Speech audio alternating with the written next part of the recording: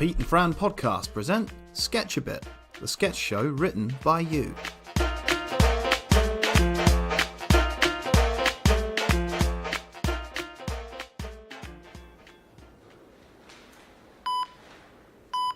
Scalpel, please, nurse. I'll just remove the appendix. Doctor, we're losing him. Don't panic. It's downloading updates. Sorry? The ECG machine said us to check for updates every day at noon. Why, Doctor? Well, I've just bought the Idiot's Guide to Windows for Dummies, Dimwits and Doctors. There we go. Update complete. Just have to reboot. You can't close it down. It's recording the patient's heart rate. It'll be fine. Oh, hello, it's doing a virus scan. Virus scan? Yes, well, MRSA is rife in this place. We're losing him again, Doctor. Do something. Hang on, I'll just check the Idiot's Guide. You're going to have to apply electric shock. No can do, I'm afraid. I've installed Vista on the defibrillator. Won't be compatible with this version.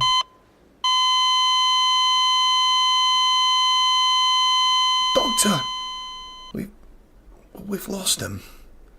Oh, God. Well, your fault, nurse. Should have made a backup copy of him.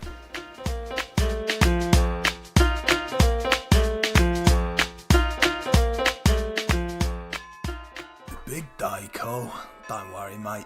We'll be over in a few minutes. Get over with it and we can go get shit. Drunk after. Oh no, it's just a big commitment. But I'm ready for it, don't get me wrong. Just don't like being centre of attention and what with Judy. She's still doing the old conceptual artist thing. Just think, can't be any worse than my wedding.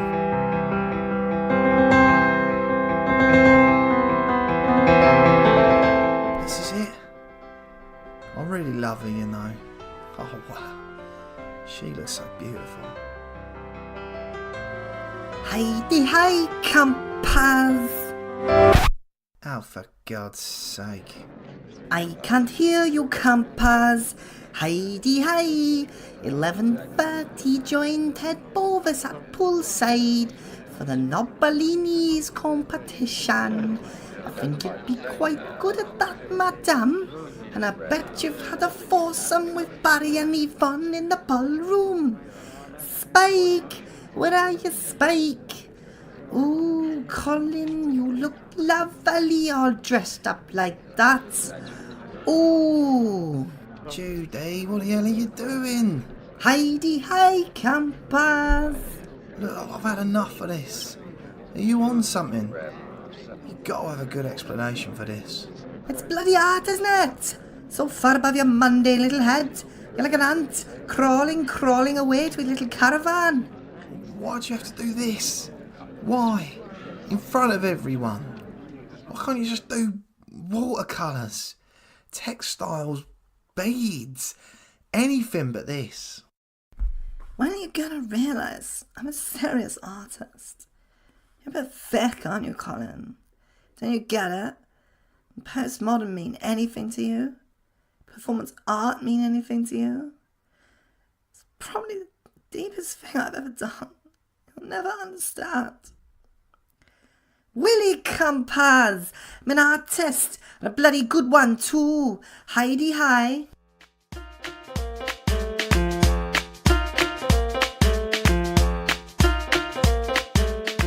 No John for this week's marriage therapy session, Sarah? Oh no, he's still in a half after last week. I told him, I said, happens to all men at some point, but he just can't get a firm grip on the situation. What do you think is causing his problem? His addiction to porn isn't helping. He's on it every night. I thought with these new government pornography laws he'd come off it, but he said he's going to fight the legislation, single-handed. And how does that make you feel? Pretty rubbish, really. I really hope we could stiffen his resolve and have ourselves a special evening, but nothing works. Last Saturday night, I suggested we try a role play to get things moving. He just took out his stupid Dungeons and Dragons game and asked me to be a wood elf. I told him that I'd always been attracted to a man in uniform. He turned up the next night dressed as an ice cream man. I was so disappointed. I wanted a 69, not a 99. I don't want to have to resort to medication, but here, take this prescription. These are stronger than the standard blue tablets and should perk him right up. What are they called? My cocks are flopping. Give me that box!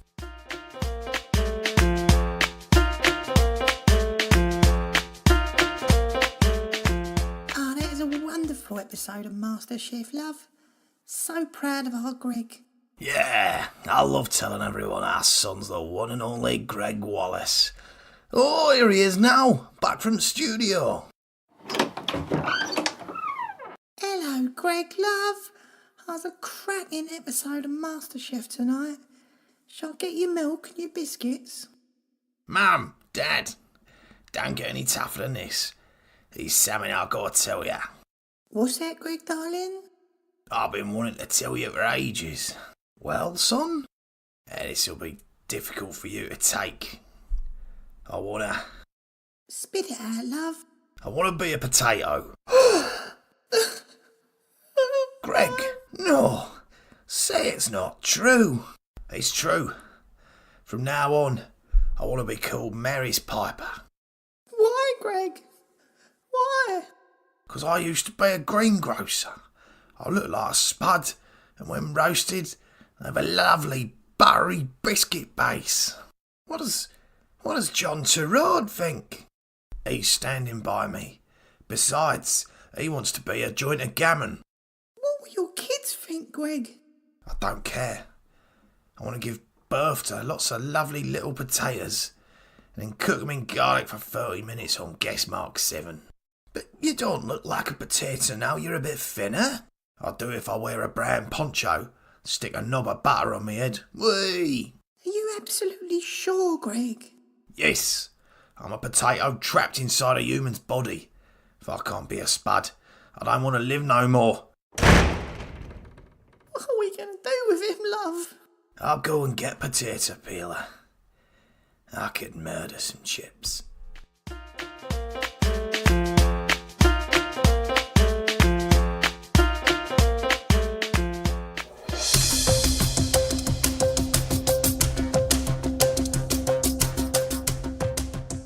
That was the 10 o'clock news. Now over to my colleague, Tarquin Sexus Oxbridge, for a summary of the weather. And now here's the forecast for female weather forecasters. Your careers will start off bright and sunny, becoming somewhat dull after about 3 years. By your early 30s, there will be isolated boredom, which will soon make way for marriage to a TV news editor by your mid-30s. Later on in the marriage, there will be a ridge of high pressure to have a baby, with outbreaks of viewers saying, is she pregnant or has she just put on weight? There will be a band of regret during the first half of the year, tending to die away when more male viewers tune in because they fancy you now you're pregnant. Later in the year, there'll be bouts of widespread tiredness, cravings, and taking maternity leave at the very last minute, causing viewers to cry, bless, why didn't they give her a chair to sit down on, the poor love, as the night goes on. Then, as we move through your late 30s, you can expect more babies and persistent cries from viewers of, bloody hell, is she pregnant again, for the next 8 months. And finally, we'll see younger, more attractive presenters gradually veering in from the Met Office College.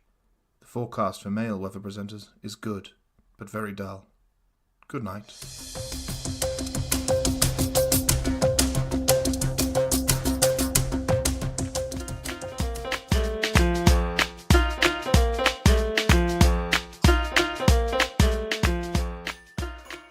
Oh, ho, ho, ho, ho. Welcome to Santa's Grotto. Now, who's next to sit on my knee? You alright, mate? We don't have any kids, but me and the missus want to ask you something. Oh, what's that? We was wondering if we could borrow your elf. How do you mean? Borrow him for the night. Yeah, well, we want Santa's helper to join us for a threesome. Oh my goodness. They're with swingers, you see. We've been looking for an elf to join us in the bedroom for ages. I don't believe this. He'll be back to help you deliver your presents on Christmas Eve. Oh, Lord. We're very experienced in this sort of thing. Last year we borrowed a set of Siamese twins from the local circus.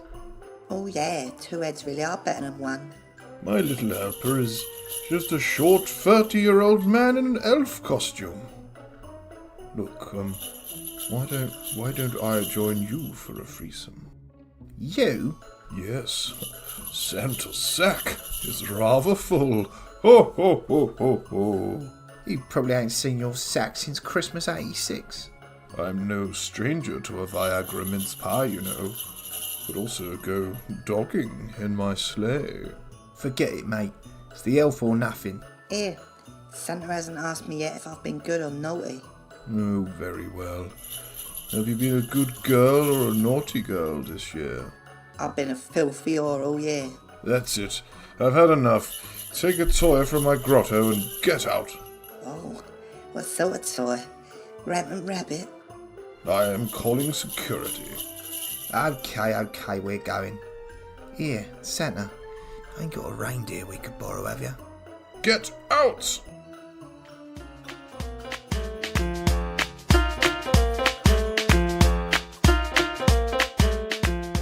Sketchibit was produced and performed by Pete and Fran Langhelt and featured the following sketches. Idiot's Guide, Greg Wallace, Santa's Grotto and Female Forecast were written by Robert Mills. Conceptual Artist and Stiff Upper Lip were written by Jamie McLeish and Andrew Kirkwood. Thank you for listening. Don't forget to like and subscribe to this podcast.